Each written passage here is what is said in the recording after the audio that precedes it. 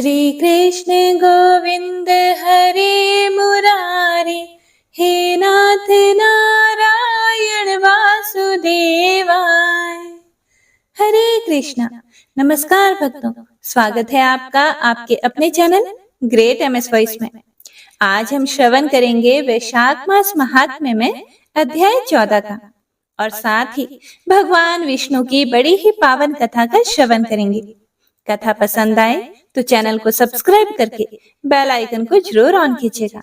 तो आइए मन में गौरी पुत्र गणेश और अपने कुलिष्ट देवी देवताओं का ध्यान करते हुए वैशाख मास महात्म्य का रसपान करते हैं।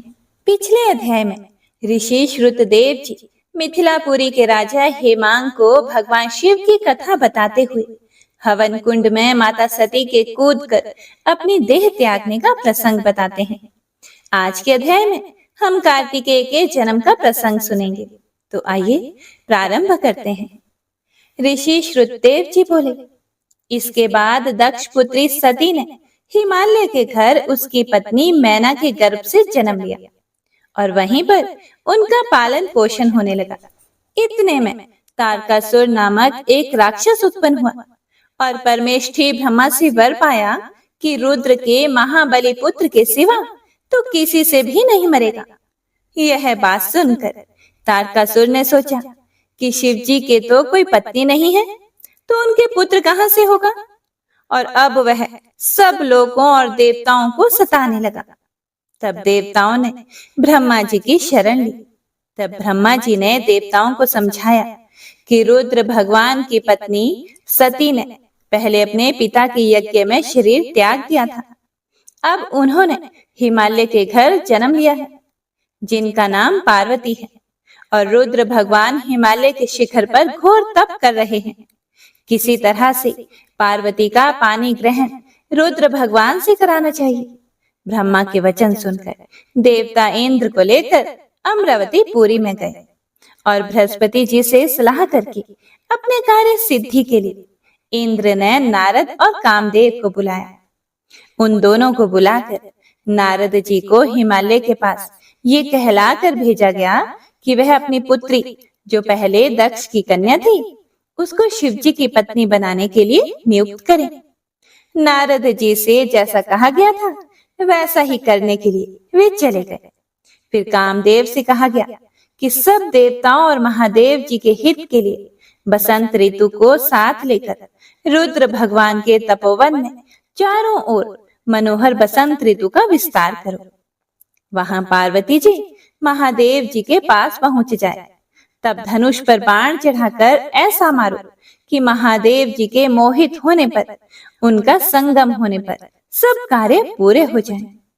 कामदेव ने जो आज्ञा कहकर बसंत ऋतु और अपनी पत्नी रति और अपने अनुचरों को साथ लेकर उस ओर शीघ्र ही जाकर अपनी शक्ति से असमय में बसंत ऋतु उत्पन्न कर दी, जिससे चारों ओर वन में शीतल मंद सुगंधित वायु चलने लगी। संयोग से उसी समय महादेव जी पार्वती के सेवा से प्रसन्न होकर उन्हें गोदी में बिठाकर कुछ कहने लगे। तब कामदेव ने प्राण प्रिया के संगम का उचित समय जानकर महादेव जी के पीछे से वृक्ष की ओट से एक बाण छोड़ दिया। मन में व्याकुलता देखकर महादेव जी सोचने लगे, मेरा मन इस प्रकार कभी भी नहीं डगमगाया, इसे किसके द्वारा अपवित्र किया गया है। महादेव जी ने मन चंचल होने से चित्त में व्याकुल हो इधर उधर देखा। तब उन्हें कामदेव दिखाई पड़े। क्रोध से अपने मस्तक के तीसरे नेत्र को खोलकर पार्वती को दूर करके ऐसे तीक्ष्ण अग्नि प्रकट की, जिससे कि सब संसार भयभीत हो गया, और उस अग्नि से कामदेव धनुष बाण सहित भस्म हो गया। अपने कार्य की पूर्ति को देखते हुए और स्वयं को दंड देने का संदेह करते हुए देवता बसंत और रति स्वर्ग की ओर भाग गए। पार्वती देवी भी भयभीत हो गई। उन्होंने अपनी आंखें बंद कर ली और बहुत दूर भाग गई, और महादेव जी भी अंतर ध्यान हो गए। हित की इच्छा करने वाले देवताओं को कुछ भी फल की सिद्धि नहीं हुई, उल्टा अनर्थ ही हुआ। इतनी कथा कहकर मुनि श्रुतदेव जी मौन हो गए। उन्हें शांत देखकर मिथिलापुरी के राजा श्रुति कीर्ति ने पूछा कि हे ब्राह्मणे, कामदेव के जल जाने के बाद उसकी उत्पत्ति कैसे हुई? यह सुनकर श्रुतदेव जी भगवान कार्तिकेय के जन्म की कथा कहने लगे, जिसके सुनने मात्र से सभी पाप नष्ट हो जाते हैं और सभी रोगों का नाश हो जाता है। जब महादेव जी ने कामदेव को भस्म कर दिया, तब उनकी पत्नी रति मूर्छित हो गई और फिर चेत होने पर अनेक प्रकार से विलाप कर अपने शरीर का त्याग करने लगी और अंतिम क्रिया करने के लिए बसंत को बुलाया। बसंत ने आकर रति को बहुत समझाया कि आत्मघात करना धर्म का हेतु नहीं है, लेकिन रति के ना मानने पर बसंत ने नदी के तट पर चिता बनाई और रति गंगा में स्नान करके संपूर्ण क्रियाक्रम से निश्चिंत होकर सब इंद्रियों को रोक कर और मन को आत्मा में लीन कर चिता पर बैठने के लिए तत्पर हो गई। तभी एक आकाशवाणी हुई कि हे कल्याणी, हे पति में अत्यंत प्रेम रखने वाली, तू चिता में प्रवेश मत कर। तेरे पति महादेव जी के प्रसाद से तथा यदुवंशी कृष्ण भगवान से पुनः पैदा होंगे। ऐसे कर्म से 2 जन्म होंगे। जब दूसरे जन्म में श्री कृष्ण से रुक्मणी के गर्भ से तेरा पति होगा, उसका नाम प्रद्युम्न होगा। तू ब्रह्मा के श्राप से भगवान शंकर के घर में निवास करेगी। वहीं प्रद्युम्न नाम के तेरे पति से तेरा मिलन होगा। ऐसा कहकर आकाशवाणी मौन हो गई। तब रति ने चिता में प्रवेश नहीं किया।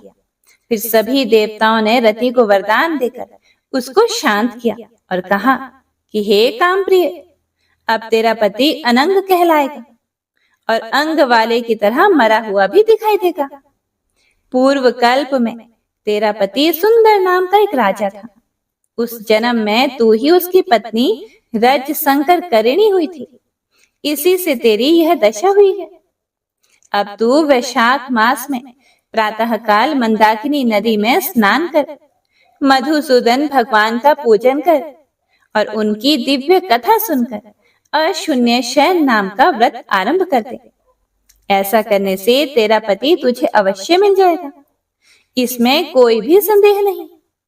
रति को ऐसा वरदान देकर सभी देवता अपने अपने स्थान को चले गए। अब रति भी दुख से निवृत्त हो गई। मेष की संक्रांति में गंगा स्नान करके अशून्य शयन व्रत धारण करते ही उसे तत्काल ही कामदेव दिखाई दिया। पूर्व कल्प में भी यह बड़ा धर्मपरायण राजा था, मगर उसने वैशाख मास में कर्तव्य धर्म नहीं किए थे। इसीलिए कामदेव परमात्मा का पुत्र होने पर भी अंगहीन हुआ। जब महादेव जी अंतर ध्यान हो गए, तब पार्वती जी निराश खड़ी होकर सोचने लगी कि अब मैं क्या करूं।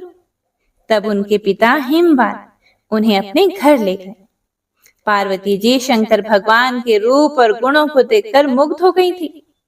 मन में शंकर जी को अपना पति होने की ठान गंगा तट पर तप करने लगी। वह माता पिता आदि सबके समझाने पर भी भूखी प्यासी जटाएं बढ़ाकर सहस्त्रों वर्ष तक महालिंग का पूजन करती रही। तब महादेव जी सायंकाल ब्रह्मचारी के वेश में उनकी कुटिया के द्वार पर उनकी परीक्षा लेने आए। विभिन्न प्रकार के शब्दों चर्चा के द्वारा उन्होंने पार्वती के मन की स्थिरता को जान लिया, जो उन पर टिकी हुई थी। महादेव जी ने कहा कि हे देवी, जो भी तुम्हारी इच्छा हो वह वर मांगो। तब पार्वती जी ने वर मांगा कि हे प्रभु, हे रुद्र, आप मेरे पति बने। तथास्तु ऐसा ही हो। यह वरदान देने के बाद उन्होंने सप्त ऋषियों का स्मरण किया। सप्त ऋषि आए और उनके सामने श्रद्धा से हाथ जोड़कर खड़े हो गए। भगवान ने ऋषियों को निर्देश दिया कि वे अपनी ओर से हिमालय से उनकी पुत्री का हाथ मांगे। भगवान की इस प्रकार आज्ञा पाकर वे अपनी पुत्री की खातिर हिमवान के निवास की ओर आगे बढ़े। वे 10 दिशाओं को प्रकाशित करते हुए वायु मार्ग से यात्रा करते हुए हिमवान के लोक में पहुंचे।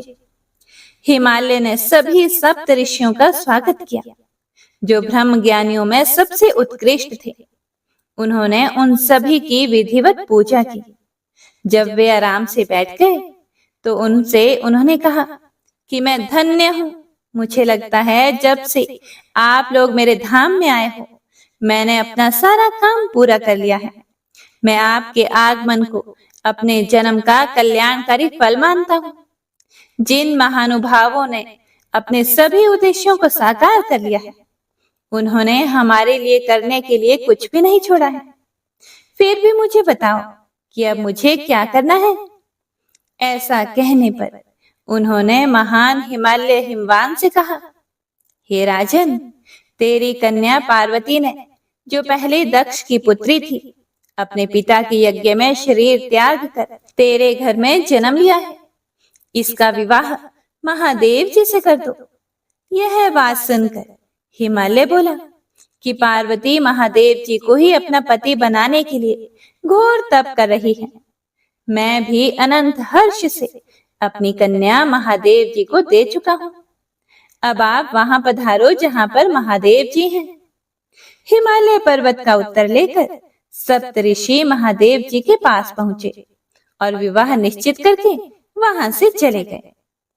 तब तो लक्ष्मी आदि सभी देवियां तथा विष्णु आदि सभी देवता बाराती बनकर चल पड़े और महादेव जी सभी देवता मुनि, 6 माताएं आदि को तथा भूत गणों को साथ लेकर बैल पर चढ़कर चल पड़े। उनके आगे शंख मृदंग आदि अनेकों बाजे बजने लगे और ऋषियों ने वैदिक मंत्रों का जाप किया। इस प्रकार शिव ने हिमालय नगर में प्रवेश किया। एक शुभ मुहूर्त और एक शानदार लगन में हिमालय पर्वत ने अत्यंत प्रसन्न मन से विवाह का जश्न मनाया। हे राजन, तीनों लोकों के सभी प्राणी बहुत प्रसन्न थे।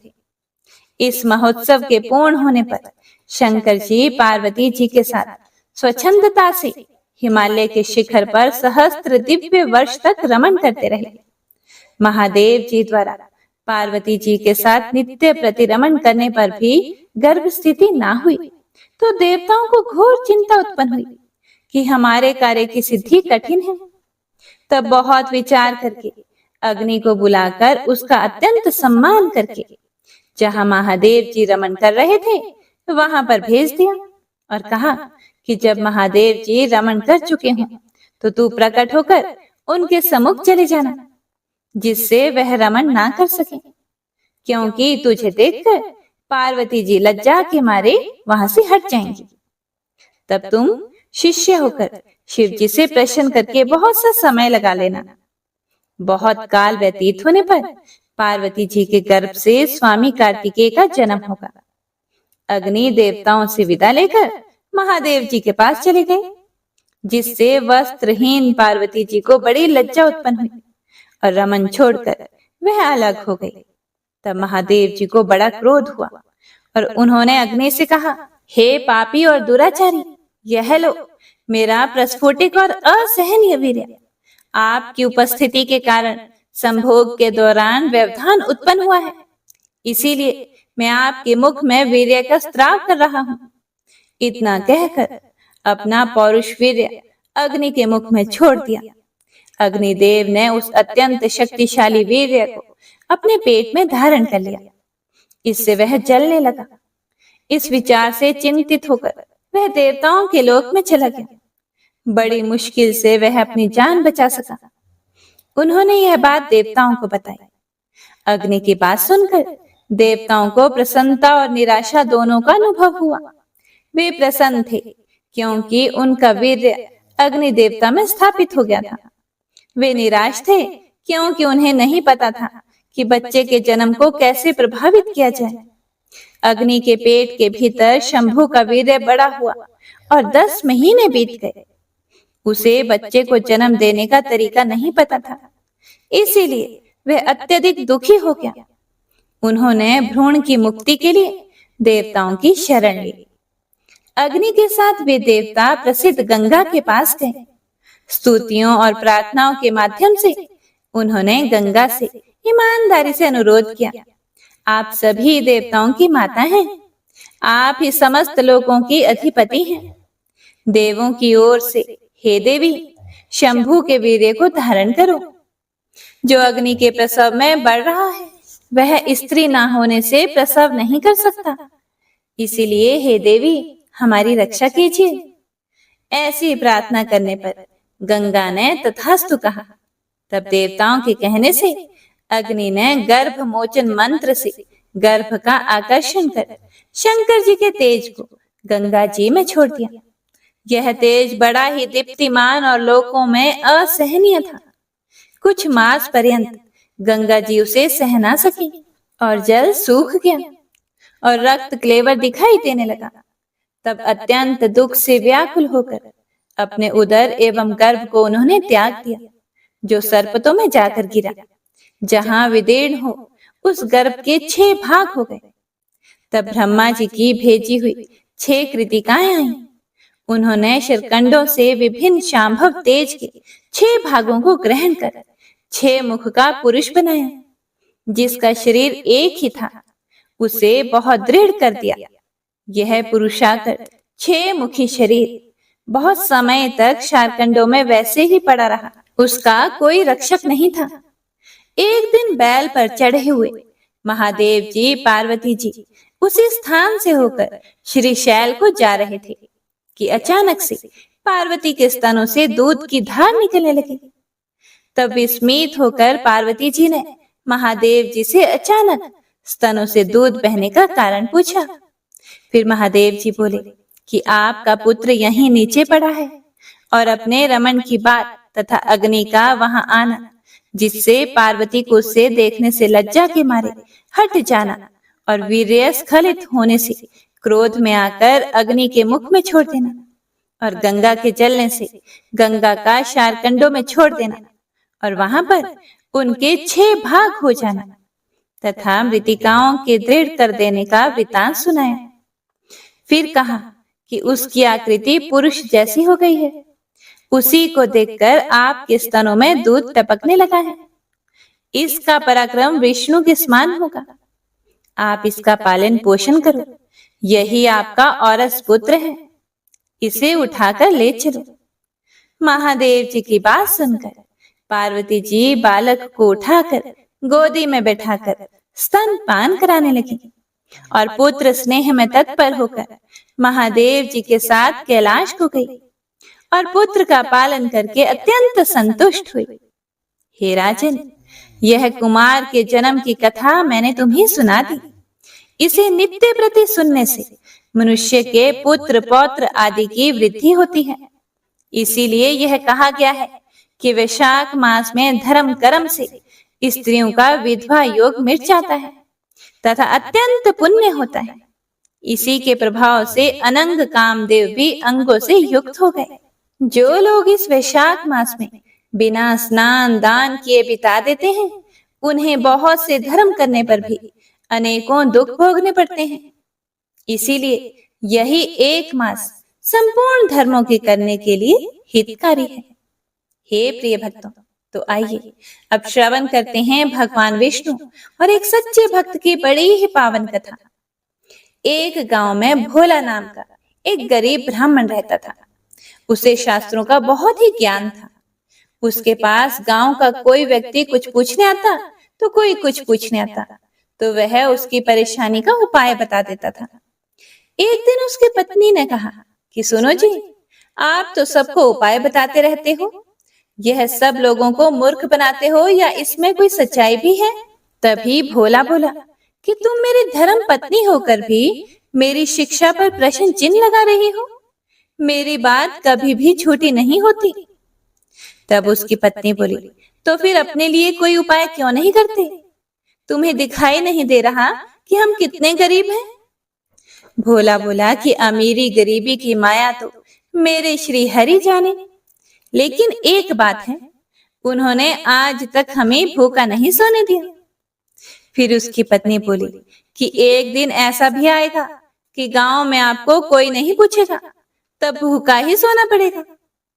इसी तरह भोला भगवान विष्णु की भक्ति में लीन रहकर गुजर बसर कर रहा था।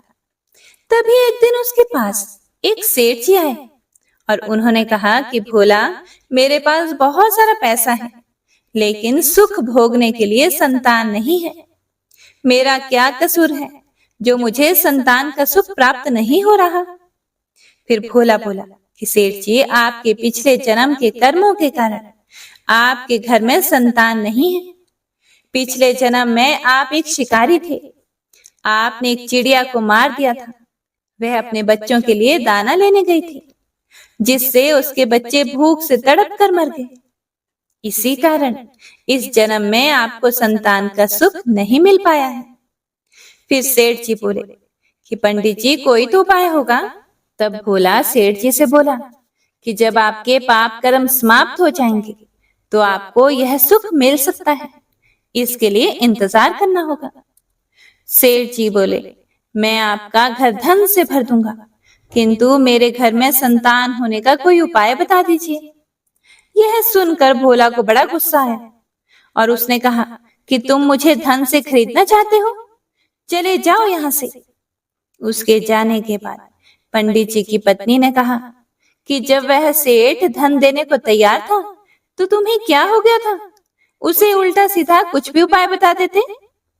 फिर भोला बोला कि मैं श्री हरि विष्णु का भक्त हूँ, झूठ बोलकर पाप की कमाई नहीं कर सकता। यदि तुम्हें मेरे साथ रहना है तो रहो, नहीं तो तुम भी चली जाओ। यह सुनकर सुधा को बड़ा गुस्सा आया, लेकिन वह कुछ नहीं बोली और चुपचाप अपने घर के कामों में लग गई। जिस दिन से वे सेठ जी गए थे, उस दिन से गांव वालों ने भोला के पास आना बंद कर दिया, क्योंकि सेठ जी ने पूरे गांव में जाकर कहा कि वह तो लोगों को मूर्ख बनाकर पैसा ठगता है। ऐसी बातों को सुनकर गांव वाले भोला का विरोध करने लगे। कुछ समय के बाद भोला और सुधा की भूख से मरने की नौबत आ गई। तब सुधा ने कहा, भोला की पत्नी ने कहा कि मैंने तुम्हें कितना समझाया, लेकिन तुम तो अपने विष्णु भगवान के चक्कर में पड़े हो। अब जब हम जिंदा ही नहीं रहेंगे तो भगवान जी की पूजा कैसे करोगे? कुछ और दिन बीत गए। अब दोनों से उठा बैठा भी नहीं जा सकता था। वे दोनों अपने घर में लेटे हुए थे। उसकी पत्नी बोली कि लगता है अब तो हमारे मरने का समय आ गया है। फिर भोला बोला, मुझे तो लगता है कि भगवान से मिलने का समय आ गया है। तू भी आखिरी समय में भगवान श्री हरि का ध्यान कर ले। भोला और उसकी पत्नी दोनों श्री हरि भगवान विष्णु का ध्यान करने लगे। उसी समय भगवान श्री हरि विष्णु उन्हें दर्शन देने के लिए प्रकट हो गए। भगवान को देखकर भोला बोला कि हे प्रभु, अब तो हमारे अंदर इतनी भी हिम्मत नहीं कि आपके श्री चरणों में प्रणाम कर सकें। अब तो आप हमें अपनी शरण में ले लीजिए। भगवान विष्णु बोले, तुम मेरे प्रिय भक्त हो, जो बिना किसी लालच के मेरी भक्ति कर रहे हो। इसी कारण तुम्हें इसी संसार में रहकर धर्म की शिक्षा देनी है। तभी भगवान विष्णु की कृपा से भोला और उसकी पत्नी दोनों पूर्ण रूप से ठीक हो जाते हैं। दोनों को भगवान विष्णु आशीर्वाद देते हैं। विष्णु जी बोले कि मेरी कृपा से तुम्हें अन्न धन की कभी भी कोई कमी नहीं होगी। आज से तुम्हारा काम केवल मेरी भक्ति करना है। ऐसा कहकर भगवान श्री हरि अंतर ध्यान हो गए। हे प्रिय भक्तों, हमें अपने काम को पूर्ण निष्ठा और ईमानदारी से करना चाहिए। धन के लालच में पाप कर्म कभी भी नहीं करना चाहिए। तो प्रेम से बोलिए श्री विष्णु भगवान की जय, शिव शिवा की जय, हर हर महादेव।